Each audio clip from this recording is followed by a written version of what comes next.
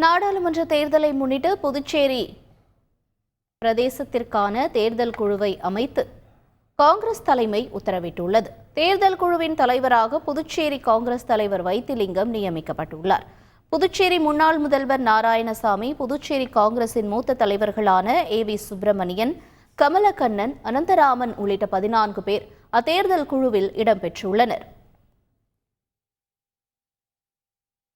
நாடாளுமன்ற தேர்தலில் புதுச்சேரி தொகுதியில் காங்கிரஸ் போட்டியிட வேண்டும் என அக்கட்சியின் தேர்தல் பணிக்குழு கூட்டத்தில் முடிவு செய்யப்பட்டுள்ளது.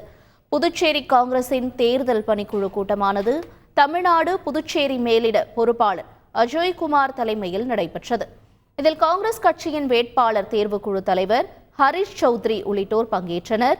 கூட்டத்தில் புதுச்சேரி தொகுதியில் இந்தியா கூட்டணி சார்பாக மீண்டும் காங்கிரஸ் கட்சியே போட்டியிடுவது என்று முடிவு செய்யப்பட்டுள்ளது. செய்திகளை உடனுக்குடன் தெரிந்து கொள்ள உடனே சப்ஸ்கிரைப் பண்ணுங்க.